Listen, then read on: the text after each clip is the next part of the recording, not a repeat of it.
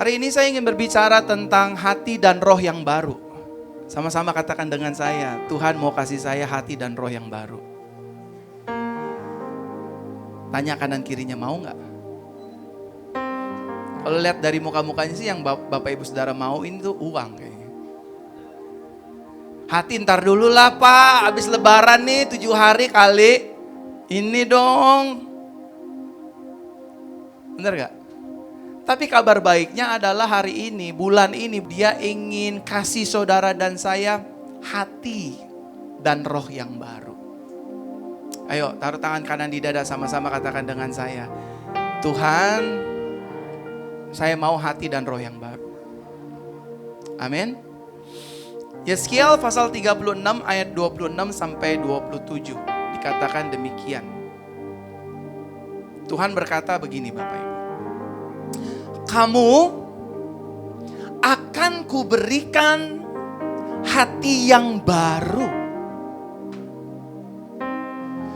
Saudara, Tuhan tahu gak saudara butuh rumah? Jawabin saya dong. Saudara, Tuhan tahu gak saudara memerlukan pemulihan keluarga rumah tangga? Tahu gak Tuhan bahwa saudara membutuhkan kendaraan? Membutuhkan modal? Tuhan tahu saudara.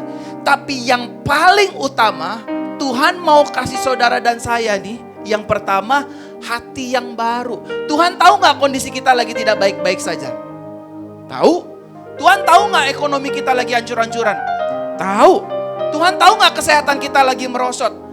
Baik sakit lambung kah, jantung kah, pinggang kah, apapun. He knows everything. Tapi yang paling utama, Tuhan mau memberikan saudara dan saya hati yang baru.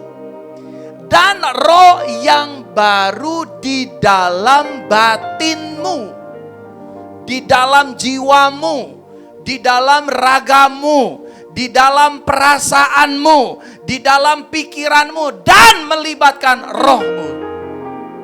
Saudara, dikatakan bahwa roh yang baru di dalam batinmu. Dan aku akan menjauhkan dari tubuhmu hati yang keras. Sama-sama katakan dengan saya, Tuhan ingin cabut. Ya kalau lemes, Tuhan ingin cabut hati saya yang keras. Dan kuberikan kepadamu hati yang taat. Saudara, lihat ya. Dalam terjemahan King James Version dikatakan demikian. A new heart also will I give you.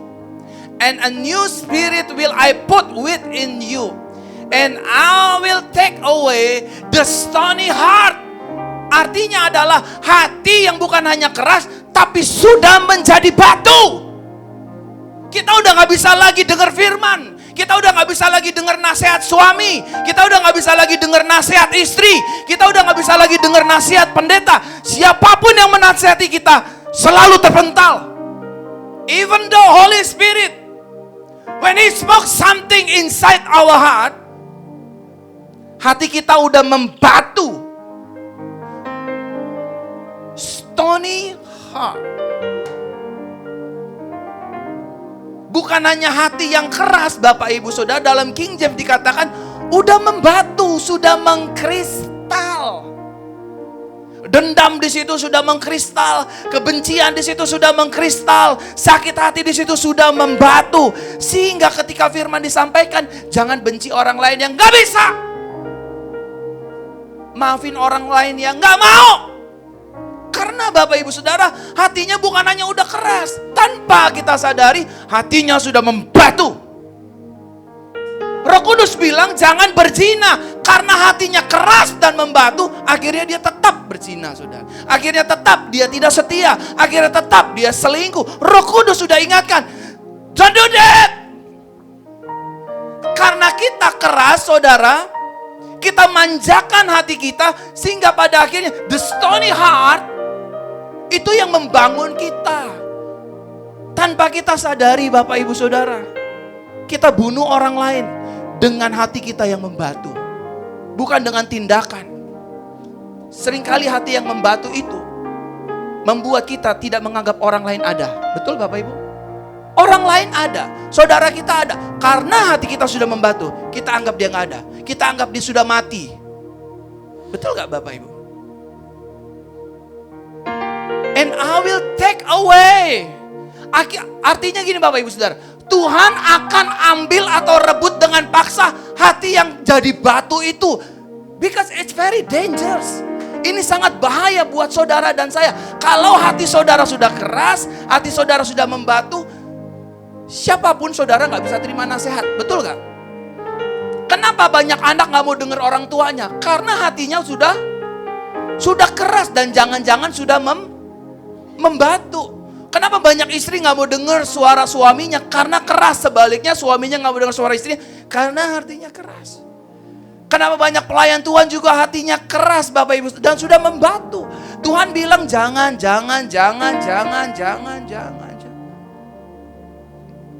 Kenapa banyak orang hatinya mudah digoncang iblis Bapak Ibu Saudara, selain keras hatinya sudah membatu. Kalau hati kita udah keras, kalau hati kita sudah membatu Bapak Ibu Saudara, maka iblis akan take over hidup kita. Saudara rawan dengan kejatuhan loh. Rawan saudara. Saudara bekerja bisa korupsi. Berumah tangga saudara bisa selingkuh. Melayani saudara masih bisa cheating. Karena hati saudara keras. Karena hati kita bukan hanya keras, membatu. Sehingga ada frasa ini yang mengatakan, I will take away the stony heart. Ada banyak orang Bapak Ibu Saudara hatinya memang membatu dengan uang. Uang is everything buat dia. Segalanya. Kalau gak ada uang dia ketakutan. Kalau gak ada uang dia pusing. Kalau gak ada uang dia marah-marah sama siapapun saudara. Ada orang-orang yang jenisnya kayak begitu. Ada orang-orang juga Bapak Ibu Saudara yang hatinya udah membatu. Iparnya gak bisa diampunin. Orang tuanya gak bisa diampunin. Anaknya udah gak bisa diampunin. Pokoknya lo gua gak ada cerita. Gak ada tuh firman-firman, gak ada tuh Yesus-Yesus. Gua udah begini, mau apa lu? Pernah Bapak Ibu Saudara lihat orang kayak gitu? Pernah ya, jangan lihat kanan kirinya nanti berantem di situ.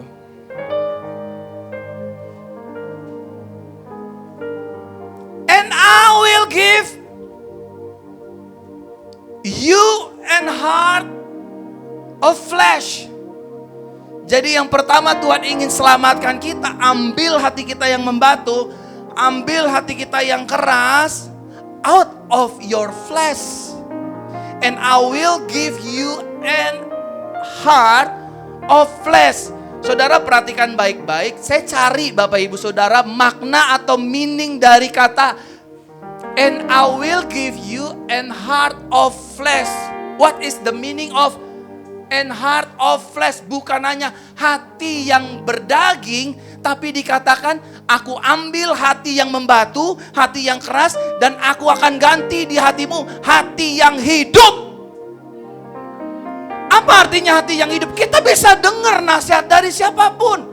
Orang tua kita, anak-anak, cucu kita, menantu kita, tetangga kita, pendeta kita, scroll video. Hati kita jadi hati yang hidup. Amin. And I will give you an heart of flesh. Artinya aku akan kasih kamu hati yang hidup. Mungkin selama ini kita bergereja.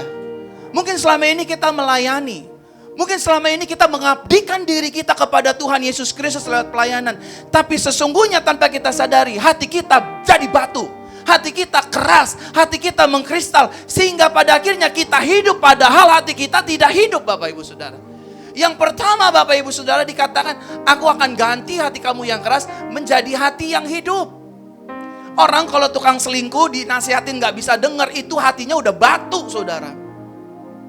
Maaf ya, pakai kata-kata ini. Orang yang gak setia tuh udah dinasihatin sama Roh Kudus. Jangan. Tapi masih show must go on. There is something wrong inside their heart. Betul gak Bapak Ibu Saudara? Ada yang salah di hatinya.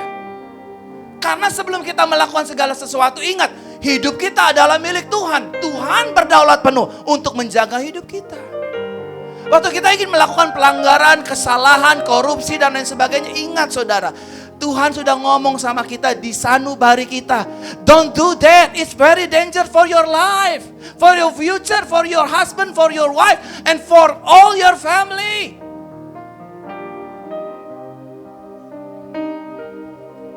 Seringkali kan Roh Kudus bilang di hati kita, hey, uang itu bukan uang kamu. Uang itu uang jemaat. Uang itu uang umat. Don't take away. Jangan ambil uang itu. Betul? Tapi ada banyak orang, oknum-oknum para hamba Tuhan, mengeraskan hatinya, membatukan hatinya. I don't care about that. I just care about my account. Rekening saya. Makanya jadilah percitingan di dalam gereja. Pendeta, gembala udah gak fokus lagi sama jiwa-jiwa. Dia fokusnya sama nominal persembahan. Yang penting ada persembahannya. Mau dikit mau banyak, yang penting cuan. Padahal Roh Kudus bilang, don't do that. It's very dangerous for your ministry. Hari ini, esok, dan selamanya. Be careful. Tapi karena kita gak mau. Hari Minggu Roh Kudus sudah ingatkan kita, pergi ke gereja. Jangan tidur. Cari Tuhan. Tapi karena hati kita sudah mengkristal, sudah membatu, kita gak mau pergi ke gereja. Tapi giliran Car Free Day, nongkrong-nongkrong, acara kondangan, nomor 1 saudara. Oh, ntar aja jam 5 sore ada di gereja lain, gak usah di JCC. Ya gak apa-apa juga. Pertanyaannya, sampai gak saudara ke gereja itu? Masalahnya undangannya dalam 1 minggu itu ada banyak. Nah, saudara terkasih dalam Tuhan, bukan hanya Tuhan memberikan kita hati yang hidup, tapi juga dikatakan hati yang lembut. Sama-sama katakan dengan saya, hati yang lembut. Saudara, respon pertama kita as human being, dengerin baik-baik. Respon pertama kita sebagai manusia biasa, waktu kita dikhianati, waktu kita ditusuk dari belakang, waktu kita ditinggalkan, waktu kita difitnah, waktu kita dihina, waktu kita direndahkan, pasti normalnya marah. As human being, setuju gak? Istri dikatain suami, maaf ya, goblok lo, marahlah. Betul? Tapi Tuhan mau ganti. Responmu boleh marah, tapi hatimu tetap dalam kondisi lembut. Artinya apa? Responmu boleh marah, tapi kamu memaafkan, kamu mengampuni, kamu melupakan. Saudara jangan pernah mengharapkan mukjizat terjadi kalau masih ada hati yang keras. Karena Tuhan ingin masuk, saudara yang tutup pintunya. Saudara jangan berharap hidup saudara diberkati. Saudara jangan berharap terima mukjizat kalau saudara masih tutup hati saudara untuk Tuhan bekerja di hati kita. Buang semua dosa, buang semua kesalahan, buang semua masa lalu. Bapak Ibu Saudara, bilang hari ini, Tuhan barui hati saya. Setelah firman, saya akan berdoa buat saudara agar ada hati yang baru.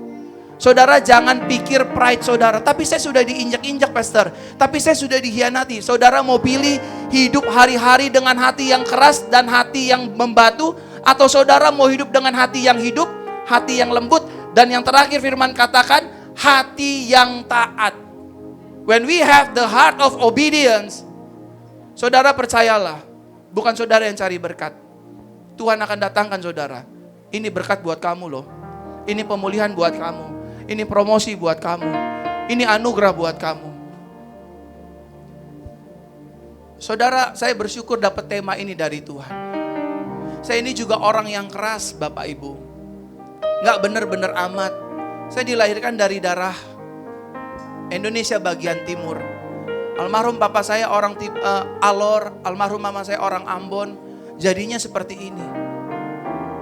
Kalau orang Medan bilang, ini Medan bung, saya Ambon. Saya juga bisa begitu. Ini Betawi woi, ini juga Ambon, betul sih? Ini Papua bung, saya orang Alor. Saya gak gampang memaafkan orang Bapak Ibu. Saya gak gampang melupakan kesalahan orang lain. Jujur dari hati saya yang paling dalam. Jadi bukan hanya saudara kita ketemu Tuhan kita diubahkan, tapi yang kedua, mau gak saudara software dalam kita, Tuhan ubah. Katakan amin. Mau nggak saudara? Kalau saudara mau, Pak, lambungmu sembuh sekarang, Pak. Kalau saudara mau, sakitmu sembuh. Sembuh, jantungmu sembuh. Hati kita juga sembuh. Karena Bapak Ibu Saudara, kenapa Tuhan mau membentuk atau mengubah hati dan roh kita? Karena hati dan roh itu adalah pusat kehidupan manusia, betul? Karena roh manusia hidup. Dan bukan hanya karena roh, tapi karena hati yang hidup, manusia bisa hidup. Ya, saudara coba lihat ayat 27.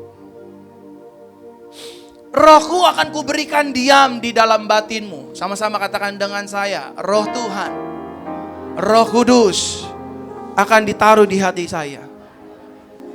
Pertanyaannya gini saudara, kenapa Roh Kudus harus tinggal dalam hidup kita? Supaya saudara dan saya, gereja ini hidup di dalam buah Roh Kudus Bapak Ibu. Supaya ada yang keluar dari hidup orang Kristen. Kasih, sukacita, damai sejahtera, penguasaan diri, kelemah lembutan. Jadi kita bukan orang yang kasar. Rohku akan kuberikan diam di dalam batinmu dan aku akan membuat kamu hidup menurut segala ketetapanku dan tetap berpegang pada peraturan-peraturanku dan apa Bapak Ibu Saudara? Melakukannya. Saudara, Tuhan itu, Yesus itu, Bapa kita atau Roh Kudus, itu dia lebih fokus, jauh lebih fokus dengan apa yang ada di dalam kita. Sama-sama katakan dengan saya, Tuhan jauh lebih fokus dengan apa yang ada di dalam batin kita daripada apa yang di luar. Amin. Untuk Tuhan, dandanin Bu Yayu dengan ban pinggang Hermes gampang. Untuk Tuhan dandanin Ko Henry dengan Adidas 25 juta, it's very uneasy for him. Untuk pindahin kalian berdua ke Menteng, rumah yang harga 21 miliar, gampang banget. Tapi saudara, kalau untuk bergening, mau gak saudara hatinya diubahkan menjadi hati yang baru? Itu Tuhan butuh tanda petik sedikit izin dari manusia tersebut. Kalau hanya memindahkan kita rumah dari Kemayoran ke Pondok Indah, buat Tuhan gampang. Kalau hanya untuk membuat warungmu rame, Niken, itu gampang. Untuk membuat salon ibu penuh, itu gampang. Masalahnya adalah Bapak Ibu Saudara kondisinya, kalau kita sudah diberkati, kalau kita sudah kaya, kalau kita sudah dipulihkan keadaan ekonomi kita, kalau kita dibuat Tuhan dikenal banyak orang, kalau kita sudah bisa menjadi sesuatu, tetapi hatinya masih hati yang keras, hatinya masih hati yang membatu. Seperti ada umpama, jangan sebar garam di lautan. Itu sama saja seperti usaha manusia membakar matahari. Betul gak? Masalahnya bukan apa yang ada di luar kita Bapak Ibu. Bapak Ibu Saudara boleh punya rumah yang triliunan harganya, kalau hati saudara masih keras, saudara tetap jadi orang jahat. Masalahnya bukan jemaat ini rame atau sepi. Kalau hati para pelayan Tuhan di tempat ini masih hati yang keras, hati yang membatu, tetap aja jahat pelayanannya saudara. Serius. Masalahnya Bapak Ibu Saudara bukan karena istrinya nih kurang duit dari suaminya. Bukan itu masalahnya. Masalahnya istrinya hatinya lain. Masalahnya seringkali suaminya lain Bapak Ibu. Bukan karena istrinya kurang cantik. Istrinya udah cantik, kenapa suaminya masih selingkuh? Hatinya lain. Istrinya sudah baik, tapi kenapa suaminya kasar? Hatinya lain.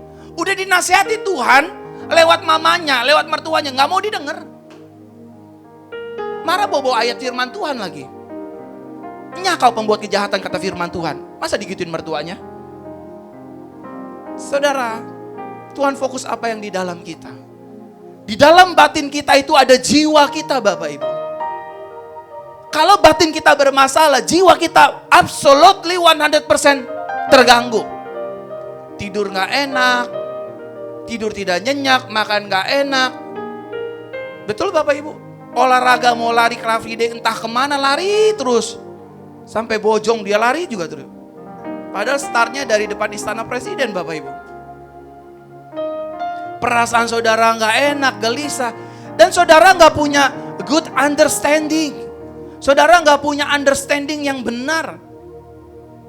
Karena saudara selalu memikirkan apa yang di luar. Saya mau sukses, saya mau berhasil, saya mau kaya, saya mau punya rumah, saya mau punya mobil, hutang saya mau dilunasi. Nggak ada yang salah sama itu semua. Jemaat JCC, jemaat yang diberkati. Nggak ada yang salah sama itu semua. Menjadi salah kalau hati kita tetap menjadi hati yang membatu. Katakan amin. Dan Tuhan bukan hanya klik multimedia. Yang di sebelah kanan ketinggalan. Tuhan bukan hanya fokus sama apa yang ada di dalam kita, tetapi dia juga mau membentuknya sedemikian rupa. Sama-sama katakan dengan saya, Tuhan mau bentuk hati kita sedemikian rupa. Seperti apa rupanya? Seperti hati Yesus. Yang waktu disakiti tetap memaafkan. Yang waktu dikhianati tetap mengampuni. Yang waktu ditusuk dari belakang, dia tetap bilang, Tuhan berkati kamu. Tuhan mau jemaat di tempat ini, hatinya mengasihi. Saudara dengerin baik-baik.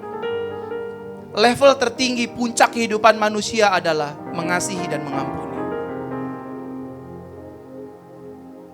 Tuhan kita, firman katakan, Bapa kita adalah kasih Bapak Ibu. Saudara lihat, Tuhan mau kasih kita hati dan roh yang baru. Kalau mungkin ada di antara jemaat yang bertanya, Bapak nggak ngerasain sih rasanya dikhianati. I was there.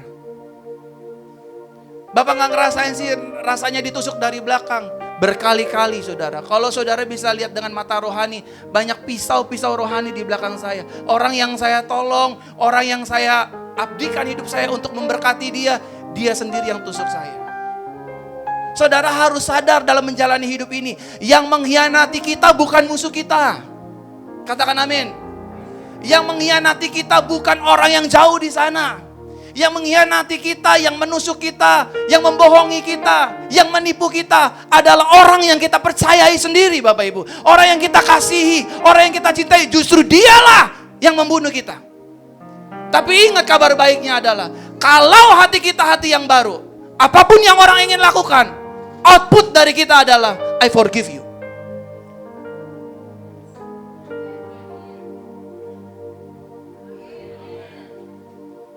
Tepuk tangan dong buat Tuhan.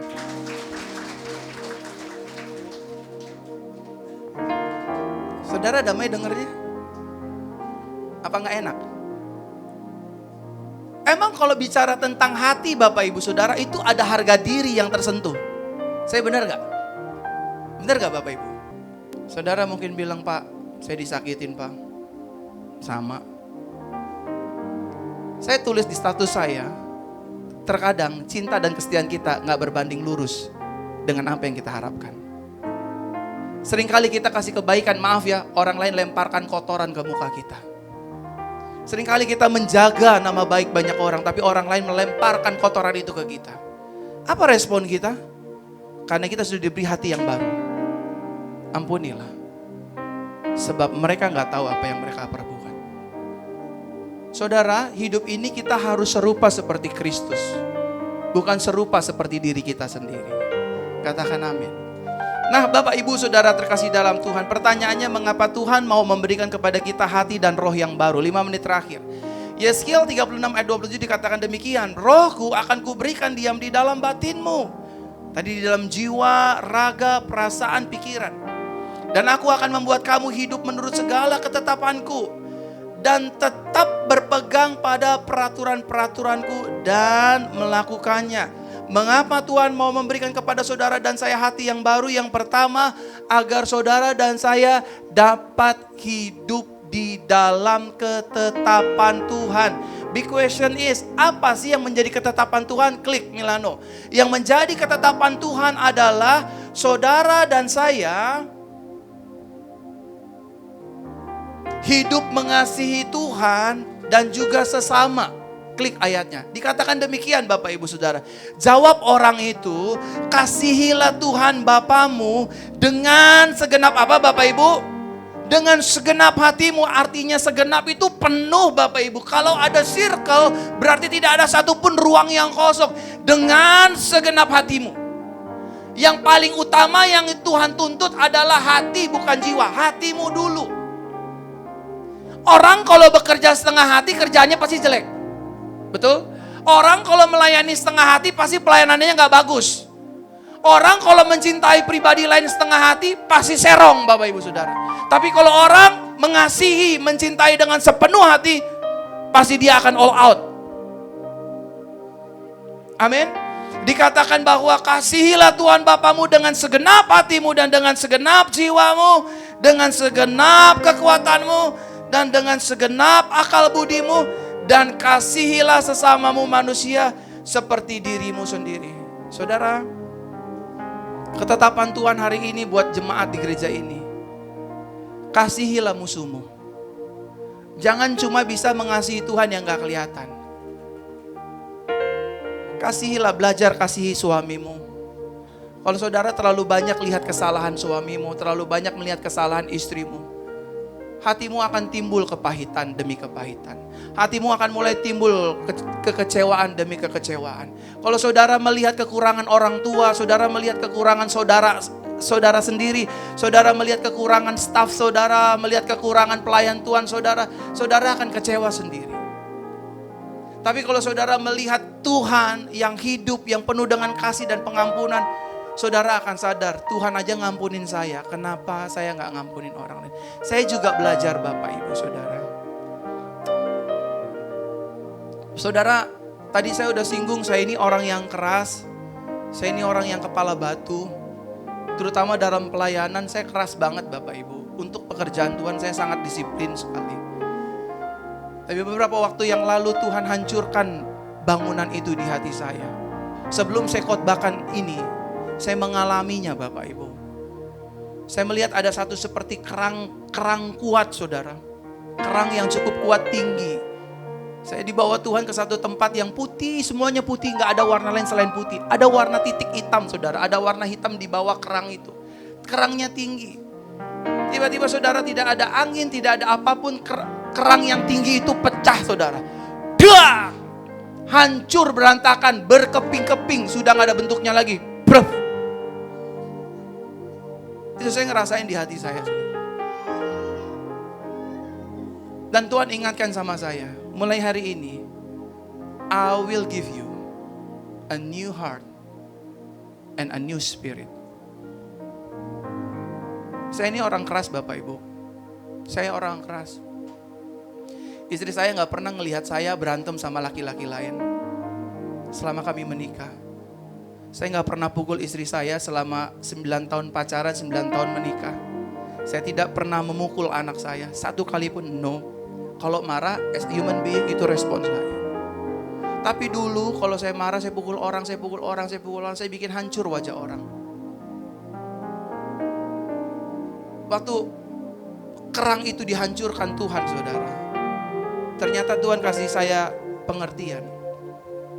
Kerang itu adalah hatimu yang sudah mengkristal. Adalah hatimu sendiri yang sudah membatu. Dan I will take away the stony heart. Khotbah ini bukan hanya untuk saudara. Khotbah ini buat saya.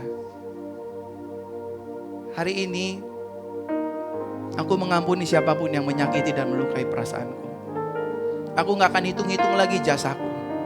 Tuhan ajar sama saya, Verona, tahu gak yang paling indah apa? Yang paling indah dalam hidup ini apa? Ketika kamu hidup benar buat orang lain. Orang lain mengecewakan kamu, tapi kamu gak kecewa. Itu keindahannya. Ketika kamu udah berjuang buat orang lain meninggalkan perjuanganmu, tapi kamu tetap mengasihi dia, itu keren. Kalau kamu bisa lakukan itu, kamu akan menangkan banyak orang dan kamu jadi teladan yang hidup. Tapi kata Tuhan, pisahkan dirimu dari angkatan yang jahat. Katakan amin. Saudara gak boleh dekat-dekat sama orang yang toksik sama saudara. Bu Yayu kan gak mau toksik, temenan sama orang toksik kan. Hindari saudara yang toksik. Kita gak benci, tapi kita jaga hidup kita. Amin. Putuskan semua yang toksik dari hidup saudara. unfollow, block. Kok pendeta ngajarin kebencian? Saya nggak ngajarin kebencian. It's good for our life. Amin. Kalau udah tahu dia nipu kita, ya kita mengampuni, kita mengasihi, tapi juga belajar. Yesus pun begitu Bapak Ibu. Dia nggak gaul sama Farisi, dia nggak gaul sama Saduki, dia gaul sama orang berdosa, tapi orang berdosa ditegur. Kalau nggak mau terima teguran, ya udah gue nggak mau gaul sama lo. Ini nggak ada hubungannya sama keselamatan. Jadi Bapak Ibu Saudara, yang pertama, Tuhan mau saudara dan saya hidup mengasihi. Mulai hari ini, jangan cuma ngomong gede. Jangan cuma mulutnya rohani tapi hatinya terlalu duniawi. Tuhan, aku mengasihi Tuhan, tapi saudara masih simpan benci sama suami, sama istri, sama anak, sama orang tua. Saudara percayalah, bukan saya yang ngomong, firman yang ngomong. Hatimu udah menjadi batu. Kalau hari ini saudara diingatkan sama firman ini, kalau nanti saudara mau pulang, ingat orang tua, ingat opung, ingat siapapun lah, orang-orang yang bikin kamu enek, bikin kamu bete, minta ampun sama Tuhan. Tuhan, aku gak mau ingat-ingat lagi. Aku mau belajar untuk melupakan. Ya, saya tahu mungkin ada saudara yang dirugikan dengan keuangan, dengan perasaan, dengan apapun. Trust the Bible. He never lie. Dia gak pernah dusta. Dan puji Tuhan Bapak Ibu, semenjak kerang itu Tuhan hancurkan di hati saya, kristal itu dihancurkan, saya mendapatkan hati yang jauh lebih damai. Hari-hari saya bisa tidur nyenyak. Orang yang hatinya masih keras, waktu dia merem tutup mata di tempat tidurnya, pikirannya masih melayang-layang. Saya benar gak Bapak Ibu? Kok Bapak Ibu diem sih? Kayak muka-muka tersangka semua nih. Muka mikirin, monyet nih emang laki gue nih. Emang sialan nih bini gue nih. Emang kurang ngajar nih si Akyong. Utang gue gak dibayar-bayar. Jangan saudara. Jangan. Yang terakhir ya poinnya ya. Agar supaya saudara dan saya dapat hidupi peraturan-peraturan. Apa peraturannya ini saudara? Firman. Kalau saudara hatinya masih keras, saudara gak bisa hidup dengan firman. Amin.